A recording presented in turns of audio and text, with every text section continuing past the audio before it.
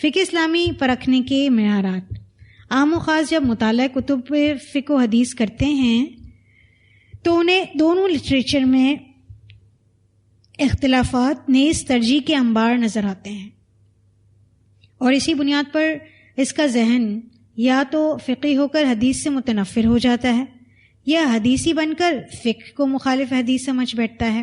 یعنی دو طرح کے رویے سامنے آتے ہیں جب مطالعہ کتب فقہ و حدیث کیا جاتا ہے. تو یہ چونکہ دونوں لٹریچر جس میں اختلافات ہیں کہ اور ترجیح کے انبار ہیں کہ اس کو ترجیح دی گئی ہے، اس رائے کو ترجیح دی گئی ہے، تو اس بنیاد پر یا تو پڑھنے والے کا ذہن فقی ہو کر حدیث کو وہ اہمیت نہیں دیتا، متنفر ہو جاتا ہے حدیث سے اور صرف فقہ کو اہمیت دیتا ہے، یا تو پھر وہ حدیث کو ہی صرف اہمیت دیتا ہے یا فقہ کو حدیث کے مخالف سمجھ بیٹھتا ہے. جبکہ یہ سب علمی باتیں ہیں جو محض ایک دو کتب کو پڑھ کر یا چند ایک لٹریچر سن کر طالب علم کو معتدل نہیں بناتی.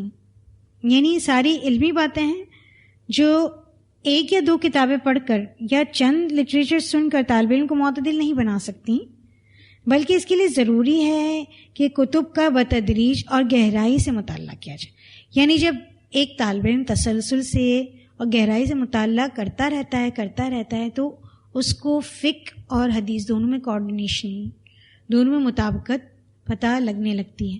ابتدائی طور پر اگر وہ مختلف لٹریچرز کا مطالعہ کرنا شروع کر دیتا ہے تو اس کے ذہن میں اس طرح کی اختلافی سوچ پیدا ہو جاتی ہے کہ یا تو وہ فقہ کو ہی ترجیح دینے لگتا ہے یا پھر وہ حدیث کو ہی ترجیح دینے لگتا ہے. تو فقہ اور حدیث دو الگ الگ چیزیں نہیں ہیں. حدیث دراصل فقہ کا ہی نام ہے اور فقہ دراصل حدیث سے ہی لی جاتی ہے، اس لیے دونوں ایک ہی چیز ہے. لیکن ہمارے ہاں کچھ اس طرح کا لٹریچر قائم کر دیا گیا ہے کہ دونوں الگ الگ چیزیں ایک پڑھنے والے کو ابتدائی طور پر محسوس ہوتی ہیں. کتب حدیث ہو یا مصطلحات یعنی ٹرمنالوجیز ہوں، دونوں بہرحال فقہ و اصول فقہ سے قبل کے علوم ہیں، کیونکہ حدیث تو زمانہ رسول سے بسانہ چلی آ رہی ہے، مگر فقہ کے احکام خمسہ اور ان کی اصطلاحات سے صحابہ رسول واقف نہ تھے. یہی حال مصطلحات کا بھی ہے. یعنی جتنی بھی ٹرمنالوجیز ہیں، جتنی بھی احکام، جتنی بھی مصطلحات ہیں، ان سب کا کنسپٹ پہلے دور میں نہیں تھا. بعد میں جب اس کو باقاعدہ مرتب کیا گیا ہے ان کتب کو، تب ٹرمنالوجیز قائم کی گئی ہیں تاکہ جب کوئی ٹرم اختیار کی جائے یا کہیں کوٹ کی جائے تو ایک پڑھنے والے کو آسانی ہو جائے. جو روایت حدیث کے ساتھ ہی متعارف ہوئی ہیں، یعنی جیسی روایت حدیث ہوتی گئی تو یہ ٹرمنالوجیز بھی متعارف کروا دی گئیں، جیسا کہ اصول فقہ تدوین فقہ کے ساتھ. عصر اول میں محدثین متن حدیث سے استنباط کرتے اور مسئلے کی تمام ادلہ حتیٰ کہ اقوال رجال تک دھیان نہ دیتے، مگر مفتی یا فقیہ مسئلے کو سمجھ کر دوسری اشیاء بھی مستحضر کر لیتے، حاضر کر لیتے. نتیجتاً فقیہ و محدث کی کلام میں اختلاف ہوتا. یعنی پہلے محدثین متن حدیث سے استنباط کر لیتے اور مسئلے کی تمام ادلہ جتنے بھی دلائل ہیں حتیٰ کہ اقوال رجال تک بھی دھیان نہ دیتے. یعنی جتنے بھی لوگ ہیں ان کے اقوال تک دھیان نہ دیتے، مگر مفتی یا فقیہ مسئلے کو سمجھ کر دوسری اشیاء بھی حاضر کر لیتا تھا. نتیجہ یہ ہوتا تھا کہ فقیہ و محدث کی کلام میں اختلاف ہوتا تھا. ایک طرف تو محدث متن حدیث کو رکھتا تھا، مگر فقیہ یا مفتی جو ہوتا تھا مسئلے کو سمجھ کر دوسری چیزوں کو بھی حاضر کر لیتا تھا، دوسری چیزوں کو بھی سامنے لے آتا تھا. اس وجہ سے دونوں کا رزلٹ، دونوں کا کلام نتیجتاً بالکل مختلف ہوتا تھا. کتب حدیث میں عصری مسائل کا جواب صرف متن حدیث سے دیا جاتا ہے، یعنی حدیث کے ٹیکسٹ سے دیا جاتا ہے، اور بلا دلیل مفروضہ سے حتی الامکان اجتناب کیا جاتا. کتب حدیث میں عصری مسائل کا جواب یعنی موجودہ مسائل کا جواب صرف متن حدیث سے دیا جاتا اور بلا دلیل مفروضہ سے حتی الامکان اجتناب کیا جاتا.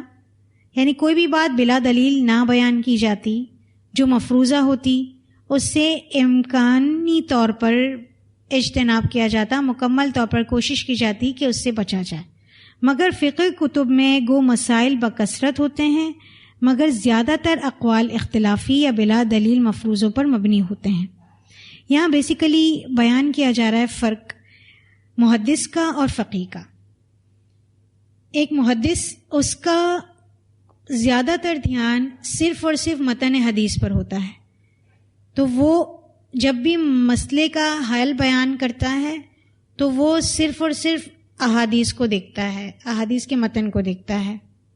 اس کی کوشش یہ ہوتی ہے کہ کوئی بھی چیز اگر احادیث میں نہیں ملتی ہے تو وہ بیان نہ کرے، وہ اجتناب کرے اس سے، الا ماشاء اللہ کہ اگر اسے کہیں ضرورت پڑ گئی خود سے کچھ بتانے کی. مگر فقہی کتب میں اگرچہ مسائل چونکہ بہت زیادہ ہوتے ہیں، ایک فقیہ کو بہت سارے مسائل بیان کرنے پڑتے ہیں، تو زیادہ تر اقوال اختلافی بھی آتے ہیں سامنے اور بلا دلیل بھی آتے ہیں. تو یہ فرق ہوتا ہے ایک محدث کی بات میں اور ایک فقیہ کی بات میں یا مفتی کی بات میں. تو اس سے اوپر والا پوائنٹ تھا، اس میں بھی ہم نے یہ بات دیکھی کہ محدثین حدیث کے متن سے استنباط کرتے ہیں، حدیث کا جو ٹیکسٹ ہوتا ہے اس سے مسئلہ بیان کرتے ہیں، اور جتنے بھی دلائل ہیں مسئلے کے وہ صرف اور صرف قال رسول اللہ تک رہتے ہیں. مگر مفتی یا فقیہ کیا کرتا ہے، وہ احادیث کو تو دیکھتا ہی ہے، وہ ائمہ کرام کے بنائے ہوئے اصولوں کو بھی دیکھتا ہے، فقہا کے اجتہادات کو بھی دیکھتا ہے، اور دوسری چیزوں کو بھی حاضر کر لیتا ہے، یعنی احادیث کے علاوہ دوسری چیزوں کو بھی مد نظر رکھتا ہے.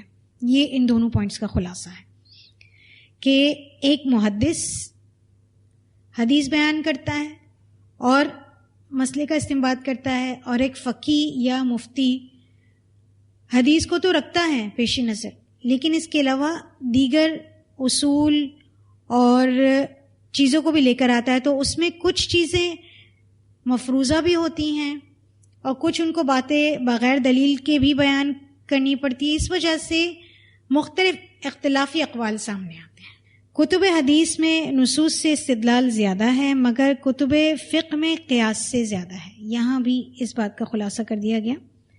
ایک بڑی کمی جو کتب فقہ میں نظر آتی ہے وہ یہ ہے کہ فقہی مذہب کی ہر کتاب، خواہ اس میں طویل اختلاف کو بیان کیا گیا ہو یا عالی اور نازل کو، عالی کہتے ہیں اہم مسئلے کو، نازل کہتے ہیں جو بہت کم اٹھنے والا ایشو ہو، اہم مسئلہ جو عموماً ہر دور میں اس پر بات ہوتی آئی ہو، اور نزولی جو بعض ادوار میں وہ مسئلہ اٹھا اور اس کا سولوشن بیان کیا گیا.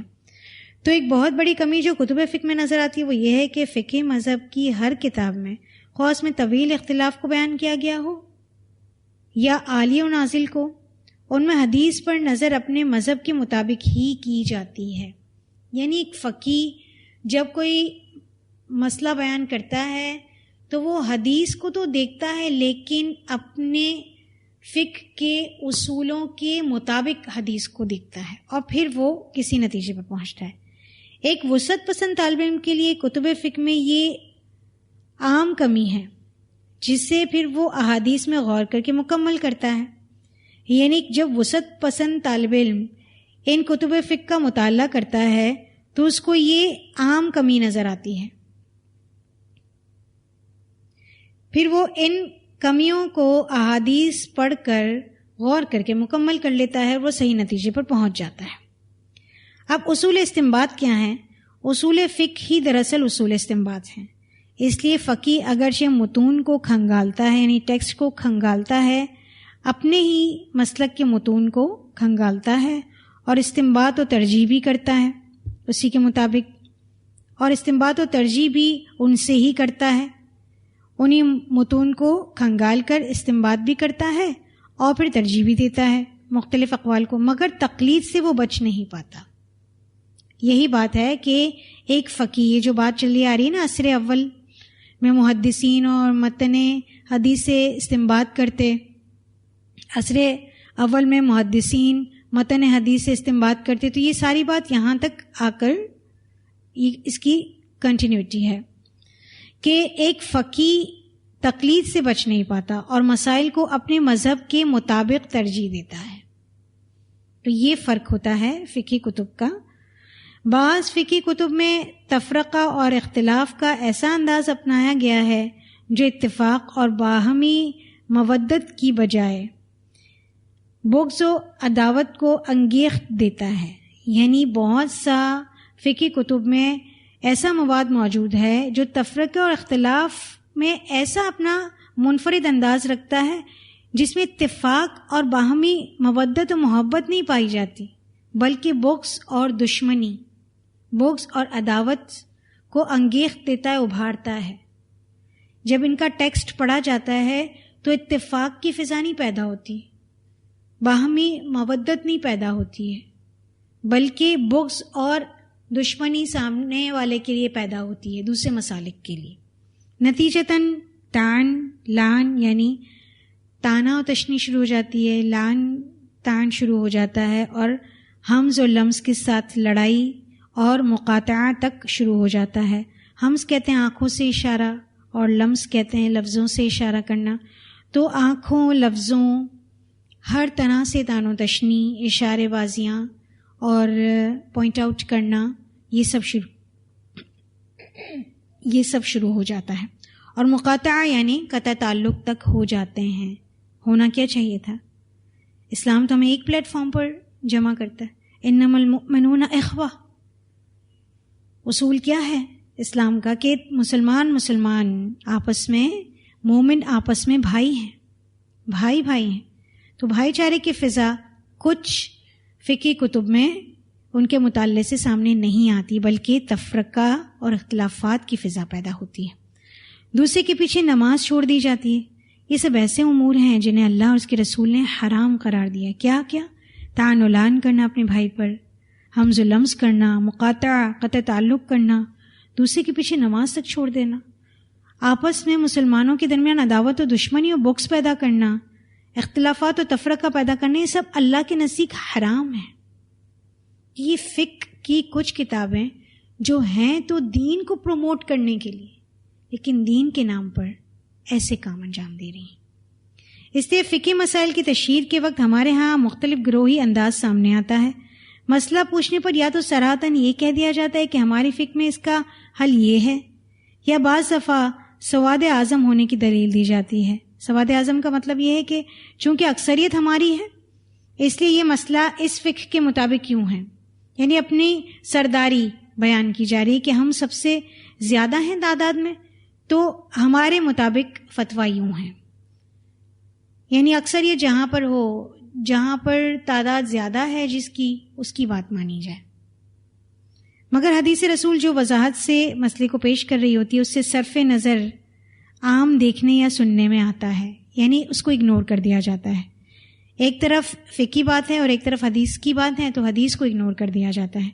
یہ مذہبی اور گروہی تعلیمی انداز تو اسلاف کے نہ تھے، اور نہ ہی انہیں اقلیت و اکثریت کا خبط تھا۔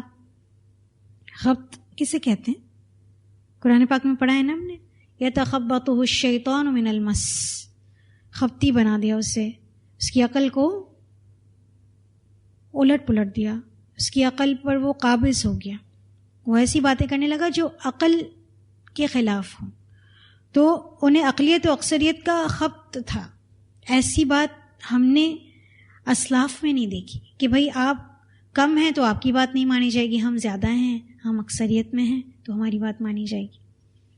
تلاش حق کے لیے یہ ذریعہ بھی انتہائی کمزور ہے، اس لیے کہ ہر مسلک مختلف مسالک و نظریات کا پرچارک ہے، یعنی مبلغ ہے۔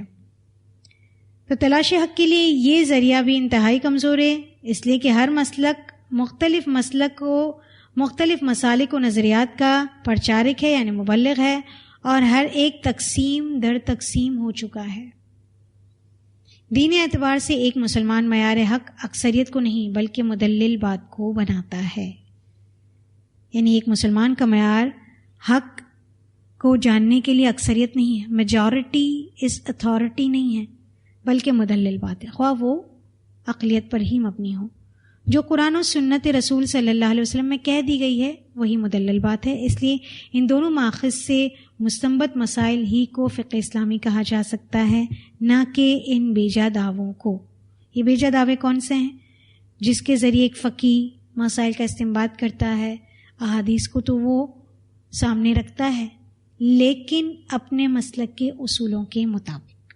تو ایسی فقہ کو فقہ اسلامی نہیں کہا جا سکتا. یہ صحیح فقہ اسلامی جس کا ہمیں معیار بتایا گیا کہ قرآن و سنت ہیں، ایسی فقہ اسلامی ہمیں درج ذیل طریقوں سے معلوم ہو سکتی ہے. فقہ کتب اور ان کا انتخاب کیسے کیا جائے جس سے ہم صحیح احادیث کا سورس بھی جان سکیں اور مسائل کا صحیح استنباط بھی ہمیں معلوم ہو سکے. فقہا نے کتب فقہ میں وارد مسائل کو ثقاہت کے اعتبار سے تقسیم کیا ہے. یعنی کتب فقہ کو تقسیم کیا گیا ہے اس کی اتھینٹسٹی کے اعتبار سے کہ کون سی کتاب زیادہ اتھینٹک ہے. اس اعتبار سے کچھ کتب کے درجات ہیں وہ ثقاہت کے اعتبار سے ہیں. ظاہر ہے یہ سب مسائل کتب حدیث سے ہی ماخوذ ہوتے ہیں. جتنے بھی مسائل بیان کیے جاتے ہیں وہ کسی نہ کسی حدیث کی کتاب سے ہی اخذ کیے گئے ہوتے ہیں. اس لیے ان مسائل کی حقیقت جاننے اور صحیح و غلط میں تمیز کرنے کے لیے کسی بھی مسئلے کا ریفرنس ضرور دیکھنا ہوگا. یعنی ان مسائل کی کیا ایکچولی حقیقت ہے اور صحیح اور غلط کیا چیز ہے، اس میں ڈفرینشیٹ کرنے کے لیے، اس میں ڈفرینس کرنے کے لیے، تمیز کرنے کے لیے کسی بھی مسئلے کا ریفرنس ضرور دیکھنا ہوگا کہ وہ ریفرنس کس حیثیت کا ہے، تاکہ قاری کو مسئلے کی صحت اور ضعف کا اندازہ ہو سکے. ریفرنس دیکھتے وقت درج ذیل کتب کی کیٹیگریز کو ہمیشہ یاد رکھیے اور انہی کا ہی مطالعہ کیجیے. یہ آپ کو رسول اکرم صلی اللہ علیہ وسلم کے ساتھ ڈائریکٹ جوڑیں گی. انہی کی روشنی میں فقہی مسئلے کو فہرست کتاب میں تلاش کیجیے اور بآسانی پڑھیے. یعنی یہ کتابیں اس طرح ترتیب دی گئی ہیں کہ مسئلوں کو باقاعدہ فہرست میں بیان کر دیا گیا ہے ان کا ٹائٹل دے کر. یعنی جو بھی مسئلہ چاہیے اس کا ٹاپک ملے گا الگ سے اور ٹائٹل دیا گیا ہے ان کتابوں میں، جس کے ذریعے ہم اپنے مطلوبہ مسئلے تک پہنچ سکتے ہیں. تو اس کو آسانی سے فہرست کتاب میں تلاش کیجیے اور بآسانی پرکھیے. واضح ہے کہ یہ تقسیم کتب ہر مکتب فکر کے فقہا علماء کے ہاں مسلمہ ہیں، تسلیم شدہ ہے. یہ جو تقسیم کتب بتائی جا رہی ہے، یہ جو کیٹیگری آگے بیان کی جا رہی ہے، یہ کسی کی اپنی ذہنی کیٹیگری نہیں ہے، یہ درجہ بندی نہیں ہے، بلکہ یہ ہر مکتب فکر کے فقہا اور علماء کے ہاں مسلم ہے، تسلیم شدہ ہے. ہر مسلک اس بات کو تسلیم کرتا ہے کہ کیٹیگوریکلی کون سی کتاب کس درجے پر ہے. پہلا درجہ کتب متفقن علیہ اور موطا کا ہے. متفقن علیہ صحیح بخاری اور صحیح مسلم کی احادیث کو کہا جاتا ہے. یعنی صحیح بخاری اور صحیح مسلم کی وہ احادیث جنہیں دونوں مؤلفین یعنی دونوں رائٹرز نے اپنی کتب میں روایت کیا ہے. یعنی صحیح مسلم میں بھی وہ پائی جاتی ہیں اور صحیح بخاری میں بھی وہ روایت پائی جاتی ہے. تو ایسی روایات کا درجہ سب سے اولا ہے، سب سے پہلا ہے. اس لیے کہ علماء امت کا اتفاق ہے کہ دونوں قرآن مجید کے بعد صحیح ترین کتب ہیں الحمدللہ. موطا امام مالک بھی اسی درجے کی کتاب ہے، پہلے درجے کی کتاب میں آتی ہے امام مالک کی موطا. اس میں مسند مرفوع احادیث کے علاوہ اقوال و فتاوی صحابہ و تابعین بھی ہیں، مگر ہمارے لیے صرف متصل مسند مرفوع احادیث ہی اولین حیثیت رکھتی ہیں. یعنی موطا میں جتنی متصل مرفوع روایات ہیں صرف اور صرف انہی کو پہلے درجے کی احادیث میں قبول کیا جائے گا، کیونکہ موطا امام مالک میں مرفوع احادیث کے علاوہ اقوال و فتاوی صحابہ بھی ہیں اور اقوال و فتاوی تابعین بھی ہیں. لیکن درجے میں پہلے درجے میں صرف وہی روایات آئیں گی جو مرفوع احادیث ہیں، یعنی وہ قال رسول اللہ صلی اللہ علیہ وسلم. تو یہ پہلے درجے کی کتب تھیں دوسرا درجہ ہے، اس درجے میں سنن ابی داود، سنن ترمذی، سنن نسائی اور ابن ماجہ کی کتب شامل ہیں، جنہیں سنن اربعہ کہا جاتا ہے، 4 سنن کی کتابیں۔ ان کی خصوصیت یہ ہے کہ ان میں مرتب فقہی مسائل ہیں، یعنی ان میں فقہی مسائل کو بہت ارینجڈلی بیان کیا گیا ہے، بہت آرگنائز کیا گیا ہے، ارینج کر دیا گیا ہے۔ ایک پڑھنے والے کو بہت آسانی اور سہولت محسوس ہوتی ہے فقہی مسائل کو جاننے میں۔ جہاں ان مؤلفین نے حدیث کے ضعیف ہونے کی نشاندہی کی ہے، اسے ہم ظاہر ہے ترک کر دیں گے، یعنی ان کتابوں میں کچھ احادیث ضعیف بھی ہیں اور ان کے مؤلفین، ان کے رائٹرز نے خود بتا دیا ہے کہ یہ حدیث ضعیف ہے، تو ظاہر ہے وہ ہم ترک کر دیں گے۔ یہ ہم نہیں کہیں گے کہ وہ ان کتابوں میں ہیں تو ہم دوسرے درجے کی ان کو لے لیں، نہیں۔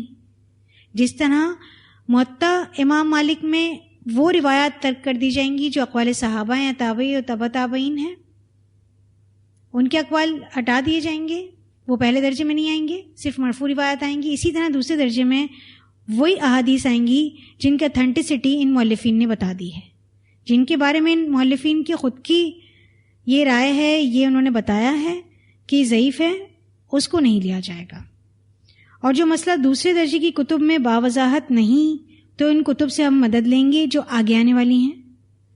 مسند احمد کو بھی اس درجے میں رکھا جا سکتا ہے، یعنی دوسرے درجے کی کتاب میں مسند احمد کو بھی رکھا جا سکتا ہے، بشرط یہ کہ وہ احادیث قابل اعتناع نہ سمجھی جائیں جو امام احمد کے بیٹے عبداللہ اور ان کے شاگرد ابو بکر قطیعی نے اضافہ کی ہیں، یعنی جو امام صاحب نے خود لکھی ہیں ان کا درجہ تو دوسرے درجے کی کتابوں میں آ جاتا ہے، لیکن آپ کو یاد ہوگا کہ ہم نے مسند احمد کتاب جب امام احمد بن حنبل نے اپنے زندگی کے آخری ایام میں اس کو ڈکٹیٹ کروائی تھی اپنے بیٹے اور اپنے شاگرد کو، تو انہوں نے اس کو ڈکٹیٹ کروانے کے بعد جب ان کی وفات کے بعد اس کتاب کو کمپائل کیا تھا تو ان کے بیٹے ان کے شاگرد نے دوسرے علماء اور دوسرے اپنے اساتذہ کرام کی روایات کو بھی اس میں شامل کر دیا تھا، تو ان روایات کو قابل اعتبار نہیں سمجھا جائے گا، یعنی دوسرے درجے کی اہمیت نہیں دی جائے گی۔ صرف اور صرف امام صاحب کی جو بیان کردہ مرفوع روایات ہیں ان کو دوسرے درجے کی احادیث میں شامل کیا جائے گا۔ تو یہ بات مد نظر رکھنی ہوگی، ذہن نشین رکھنی ہوگی کہ ان کو ایک طرف کر دیا جائے جو عبداللہ اور ان کے ایک اور شاگرد ابو بکر قطیعی نے اس کتاب میں شامل کی، اضافہ کی ہیں، تو ان کو اگر الگ کر دیا جائے تو باقی جتنی بھی روایات بچتی ہیں امام صاحب کی تو وہ دوسرے درجے کی احادیث میں آئیں گی۔ تیسرا درجہ یہ کتب مصنف ابن ابی شیبہ، مصنف عبدالرزاق، امام طحاوی کی کتب اور دیگر غیر معروف کتب ہیں جن میں ہر قسم کی موضوع، ضعیف، مرسل روایات بکثرت ہیں مگر صحیح روایات بہت کم ہیں۔ تو یہ تیسرے درجے کی 3rd کیٹیگری کی کتب ہیں۔ چوتھا درجہ ان کتب کا ہے جو مختلف مسالک کے فقہائے کرام نے لکھی، ان میں چونکہ مسلکی مسائل کی تفصیل اور ان کی دیگر مسالک کے مسائل و دلائل پر ترجیح قائم کی جاتی ہے، پھر اساتذہ اور شاگرد کے اختلاف بھی ان میں نمایاں ہوتا ہے، اس لیے صحیح اور ثابت دلیل کی بنیاد پر ہی ان فقہی کتب سے فقہ مسئلے کو قبول کیا جائے گا، خواہ وہ کسی بھی امام کا ہو۔ یعنی یہ کتابیں آخری درجے کی ہیں، جب پچھلے 3 درجوں میں اگر کوئی مسئلہ نہیں ملتا تب ان کتب کی طرف رجوع کیا جائے گا۔ اس کی وجہ یہ ہے کہ چونکہ یہ مسلکی مسائل کی تفصیل بیان کرتی ہیں اور دیگر مسالک کے مسائل و دلائل پر ترجیح قائم کی جاتی ہے، یعنی دیگر جتنے بھی مسائل ہیں ان کے مقابلے میں اپنے دلائل کو ترجیح دی جاتی ہے، خواہ وہ صحیح ہو یا غلط ہو، اس سے ہٹ کر، یہاں تک کہ اس میں استاد اور شاگرد کا اختلاف بھی نمایاں ہوتا ہے، تو 2 3 اقوال ملتے ہیں تو بھی یہ کنفیوزنگ ہوتا ہے ایک پڑھنے والے کے لیے۔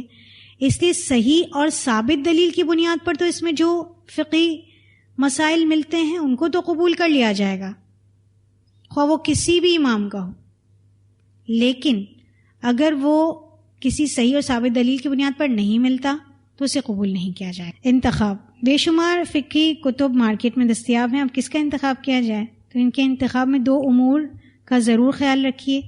ان کتب کا انتخاب مت کیجیے جو محض مفروضہ مسائل، غیر مستند اقوال اور غیر ضروری باتوں پر مبنی ہیں۔ اس لیے کہ ایسی کتب کے پڑھنے سے دین اور رسول کی محبت میں کمی آ جاتی ہے اور آدمی وسوسوں کا شکار ہو جاتا ہے. معمولی اور غیر اہم باتیں اس لیے پھر اہم ہو جاتی ہیں، یعنی معمولی اور غیر اہم باتیں اس میں اتنی زیادہ ہوتی ہیں کہ وہ اہم ہو جاتی ہیں اور اہم مسائل کی کوئی قدر ہی نہیں رہتی ہے.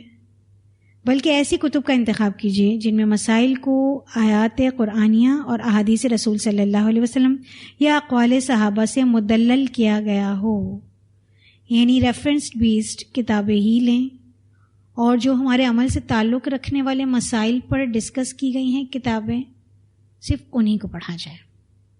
نمبر 2، اگر فقہی مسئلہ حدیث میں واضح نہ ہو تو پھر ایسی فقہی کتب کا انتخاب کیجیے جن میں صرف ایک ہی مذہب کی باتیں نہ ہوں.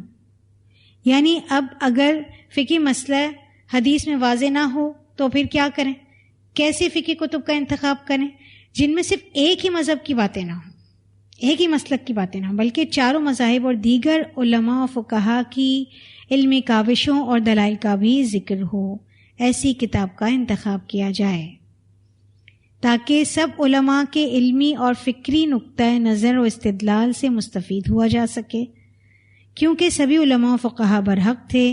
ایک کو سختی سے اختیار نہ کیجیے، ورنہ ہمارے اس طرز عمل کا کہیں یہ مطلب نہ لے لیا جائے کہ دیگر علماء و فقہا حق پر نہ تھے یا وہ علم و فقہ میں دوسرے سے کہیں کمتر تھے، بلکہ سبھی کو یکساں مقام دے کر سبھی سے مستفید ہوا جائے.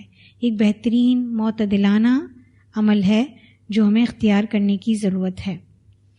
اچھا، یہ جو ہم نے کتابیں پڑھی ہیں درجات کے اعتبار سے کہ فقہی کتب ان کا انتخاب کیسے کیا جائے، تو فقہی کتب کی جو درجہ بندی کی گئی ہے تو اس میں جب کوئی مسئلہ آتا ہے تو پہلے درجے کی کتب کی احادیث کو معیار بنایا جائے گا. ان میں اگر مسئلے کا حل نہیں ملتا تو پھر دوسرے درجے کی کتابوں پر آیا جائے گا. پھر اگر اس میں بھی نہیں ملتا، جو کہ بہت مشکل ہے کہ نہ ملے، پھر تیسرے درجے کی کتابوں کی طرف رجوع کیا جائے، اور پھر بھی اگر نہ ملے تو پھر چوتھے درجے کی کتابوں کی طرف. ایسا نہیں کہ ترتیب میں ہم اپنی مرضی سے اختیار کر لیں کہ ڈائریکٹ تیسرے درجے کی احادیث کی جو کتب ہیں ان سے مسئلہ تلاش کرنا شروع کر دیں، اور یا پھر چوتھے سے تلاش کرنا شروع کریں، یا پھر الٹی گنتی کریں. نہیں، درجہ بندی بتانے کا مقصد ہی یہ ہے کہ جیسے ہی مسئلہ تلاش کرنا ہے تو ان کتابوں کی ترتیب درجہ بندی کے اعتبار سے ہوگی، اور انتخاب بھی کس طرح مارکیٹ سے جا کر کرنا ہے یہ بھی ایک معیار بتا دیا گیا ہے. فقہ کتب جو ہمارے ہاں موجودہ فقہ اسلامی پر مہیا مواد ہے وہ دو قسم کا ہے. ایک عمومی انداز ہے اور ایک خاص مشاہدانہ انداز ہے. عمومی انداز بھی اس لٹریچر میں فقہ مسائل کو عنوانات کی ترتیب سے پیش کیا گیا ہے. یہ بھی دو قسم کے ہیں، پہلا مسلکی اور دوسرا غیر مسلکی. یعنی عمومی انداز جو اپنایا گیا ہے اس لٹریچر میں فقہی مسائل کو عنوانات کی ترتیب سے پیش کیا گیا ہے. تو یہ والا جو انداز ہے اس میں مسائل کو ٹاپک کی صورت میں ارینج کیا گیا ہے. تو یہ بھی دو قسم کا ہے، ایک ہے مسلکی اور دوسرا غیر مسلکی. جس سے پہلا ہے مسلکی، جس سے مراد وہ کتب فقہ ہیں جن میں کسی ایک فقیہ کی فقہ سے مستفاد مسائل کو مربوط و مرتب شکل میں لکھا گیا ہے. یعنی اس میں وہ کتب فقہ ہیں جس میں کسی بھی ایک ہی فقیہ کی فقہ سے استفادہ حاصل کیا جا رہا ہے اور اسی کے بیان شدہ مسائل کو ارینج کر کے پیش کیا گیا ہے. اور دوسرے فقہاء کرام کی فقہ کی طرف توجہ اس لیے نہیں دی گئی کہ ان کا مسلک یا فقہ نقطہ نظر مؤلف سے مختلف ہے، اور دوسرے فقہاء کرام کی فقہ کی طرف توجہ اس لیے نہیں دی گئی کہ ان کا مسلک، یعنی ان دوسرے فقہاء کرام کا مسلک یا ان دوسرے فقہاء کرام کا فقہ نقطہ نظر لکھنے والے سے مختلف ہے. کیونکہ لکھنے والا ایک مسلک کو فالو کر رہا ہے، اس لیے وہ یہ ضرورت سمجھتا ہی نہیں کہ کسی اور کا نقطہ نظر پیش کیا جائے. اس قسم کی فقہ تقلیدی اور جامد کہلاتی ہے.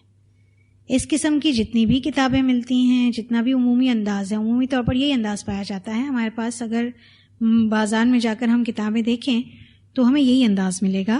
تو اس قسم کی فقہ تقلیدی اور جامد کہلاتی ہے، جو محض متون اور شروح اور فروع کے ظواہر پر قناعت کرنے کا نام ہے.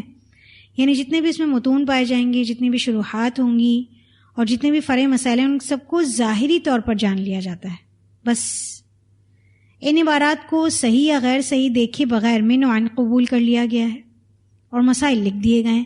یعنی اگر کوئی کتاب کسی حنفی عالم کی ہے تو ایک حنفی مسلک پر چلنے والا آنکھ بند کر کے اس کتاب کو لے لے اور اس میں جو لکھا ہے اس پر عمل کرنا شروع کر دے. یہ سمجھ لیں، اس طرح اس کو آرگنائز کیا گیا، اس طرح اس کو ترتیب دیا گیا ہے کہ من و عن قبول کر لیتا ہے، چاہے اس میں